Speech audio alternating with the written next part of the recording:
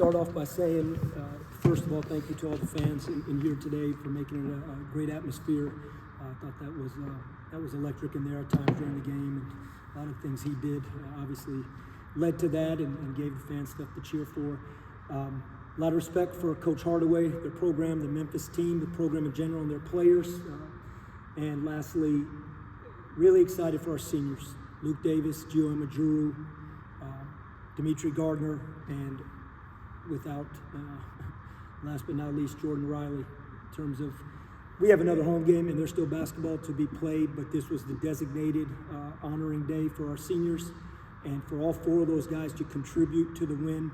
And Jordan, in my opinion, and he's had many really strong games, but to have one of his most complete games versus a really good team, it just says a lot about him. And I said this the other day, Jordan Riley doesn't flinch for anything. He just doesn't. And he goes and he works and he brings his hard hat and pail every single day to practice and games, and I think it showed at its highest level today. Jordan, obviously a very special day. What was going through your mind when you walked off that court 20 minutes ago? That's what went through my mind. I still haven't seen that dunk, I'm still waiting to see it, but I'm just happy that, we got the W today, and, my team is happy, and, we're going to get ready for the next game, and the game after that, too. So it's one game at a time for right now. Jordan, you had a lot of friends and family in attendance today. Can you just talk about what they've meant to you to get you to where you are today? They meant a lot, My mom don't come to much games, so, I had to put on a show for her, and I'm just glad she was able to, come down and see me play. Fans were really enjoying your play out there. Just talk about playing for this crowd the last 2 years. It's amazing. I feel like this is, home for me. I feel like this is a big family that, I just have. That's why I just like ECU a lot. And, I felt electric out there, as he said, and, it's fun to play. Back to the dunk, you've obviously had a few viral ones before, but when you were wide open on the break, do you have a couple in the queue that you practice? Yeah, I had a couple that I do practice. I got the between the legs, but I didn't want to do the windmill, get the crowd going a little bit. So that's why I changed. And I'm really glad he didn't go between the legs. Jordan, you guys are still, in the fight for continuing your season, for postseason. So how important was this win in order to do that? It's very important. Just to focus on this game, and then we're gonna go, for Tulsa next, and we're just doing one game at a time. So we just pretty much focus on one thing at a time. Anything else for Jordan? Thanks, Jordan. Thank you. Thank you, Jordan. All right, Coach, your opponent shoots 37% from the field. How do you feel like the defense played today? Yeah, and I think our defense has been playing better here recently. I think this is, either two of the last three times we've played, we've been able to hold our opponent in the 30s, and that's a big piece of the game for us. We knew coming into this game, we felt like we could defend. The key to this game was going to be, could we rebound? Could we rebound and take away second chance opportunities from them? And, they got 13 offensive rebounds, 20 offensive, second chance points. We'd like to be better there, but our first shot defense was pretty solid, and we took them deep into the clock with our zone, and that was a big thing too. This team wants to play really fast. They're elite converting from defense to offense, so to be able to slow that transition, make them work, and then rebound at a rate we'd like to be better, but we rebounded pretty solid in the game. They got a few late. I thought that was a big key for us.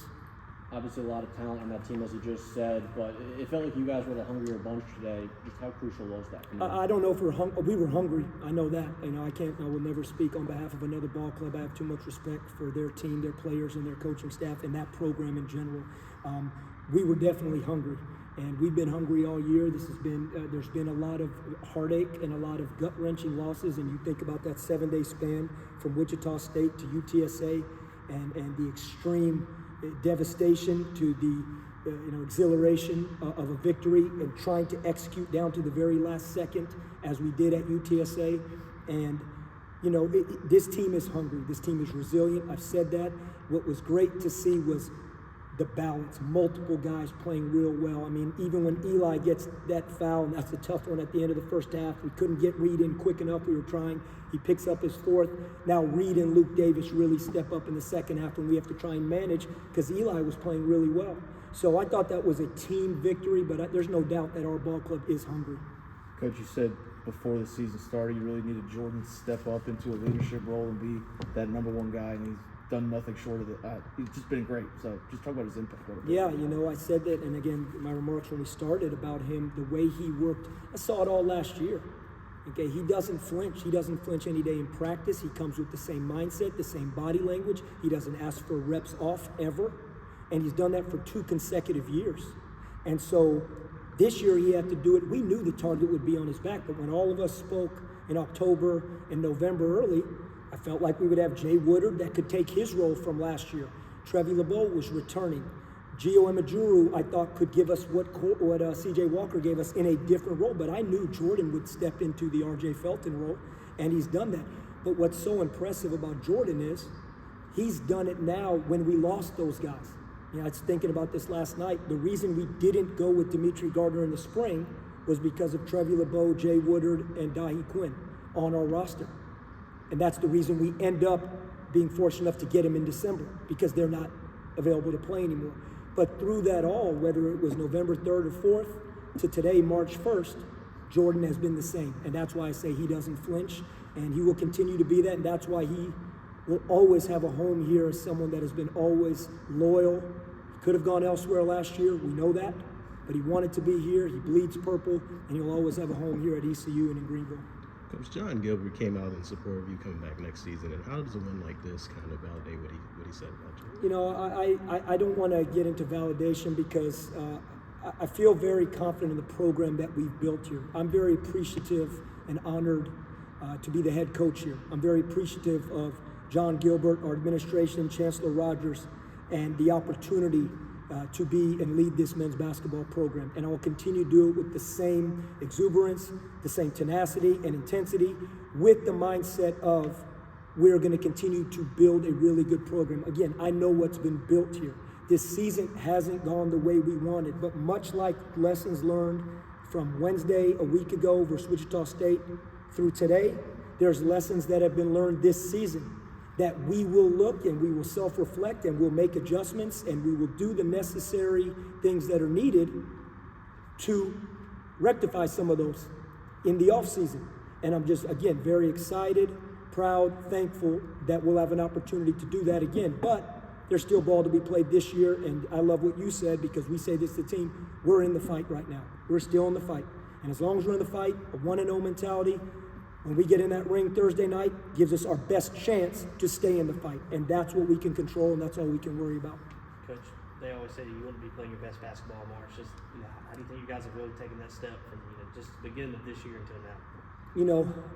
Again, I don't want to harp on it, but you can't coach injuries. I'm just being honest. Your team changes completely. We have a different team. Since Meech Gardner has gone in our lineup, in the starting lineup, we're a different ball club. And that's what makes Jordan so impressive. He was doing it all the way back in the non-conference to the early in-conference play, but we've seen the growth of Corey Conker. We've seen what Dimitri is. When Dimitri, in his mind, is in the middle of the season. He's not at the end of the season, because he joined the team December 31st was his first game. So he is just, whatever it is now, 16 games into his season. He's halfway through. Corey Conker, like a lot of sometimes transitioning from junior college, he has been really good the last 4 or 5 games. He's taken care of the ball the whole season. And I look at his stat line today, 11 assists and 3 turnovers versus a team that's elite, forcing turnovers and pressuring and trapping. And I thought he did a great job, whether it was in the full court or in the half court late game. So all those things, and then Eli DeLaurier. Remember, Eli missed 2 months of this season with his foot injury.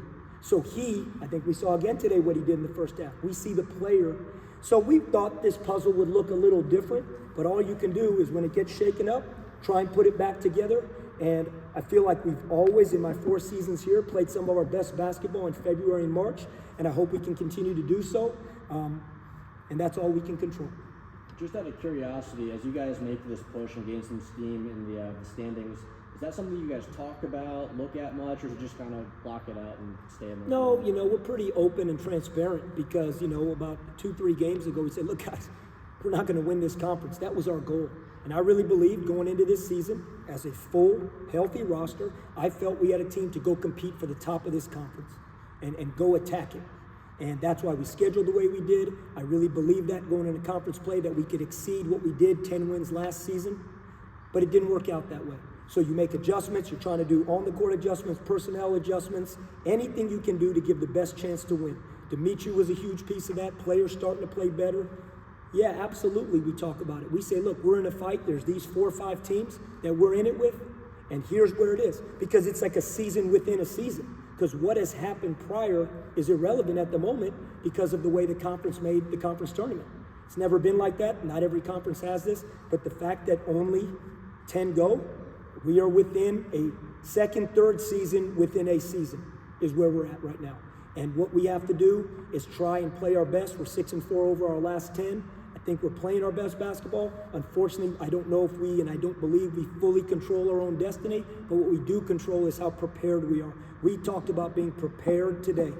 Our preparation, our guys, our coaching staff, our players were ready. They were ready for anything that they would face on the court, and they executed it. Anything else? Thanks, guys. Thank you, guys.